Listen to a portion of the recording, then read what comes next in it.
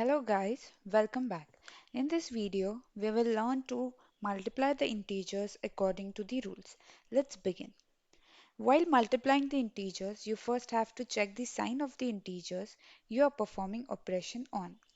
As in here, you can see the example is minus 2 into 9, where first number is negative and second is positive, which goes with rule number 2, which says that if first number is negative and second is positive, you have to multiply and give minus sign to the answer. So we'll do this method in two steps. So first we'll always do the operation. As you can see here, operation is multiply the numbers. So after multiplying, we get answer as 18. Now next step is you have to give sign as given in the rule that if first number is negative and second is positive, sign to the answer will be negative. So our answer will be minus 18. Now next example is 4 into minus 7. As first number is positive and second is negative, it goes with our rule number 3, which says that if first number is positive and second is negative, you have to multiply and give minus sign to the answer.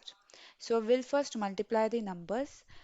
We'll get answer as 28, and we have to give sign minus to the answer because as the rule says that if first number is positive, next is negative, then you have to give minus sign to the answer.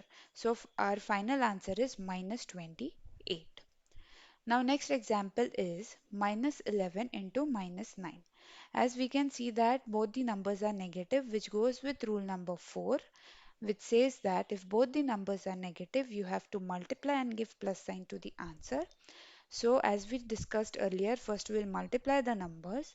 After multiplying, we get answer as 99, and a sign will be plus to the answer in this case where both numbers are negative. So our answer will be plus 99, or you can simply write 99. Now the next example is 10 into 10. That means both the numbers are positive. So rule says that if both the numbers are positive, you have to multiply and give plus sign to the answer. So first we'll multiply the numbers, we'll get the answer as 100, and when we give sign plus to the answer, so our answer will be plus 100, or you can simply write it as 100. So you can say that if either of the number is negative, we have to multiply and give minus sign to the answer, as you can see in the rule number 2 and 3. But if both the numbers are with same sign, for example, if both the numbers are positive or both the numbers are negative, then you have to multiply and give plus sign to the answer. Like, share and subscribe to the video. Thank you.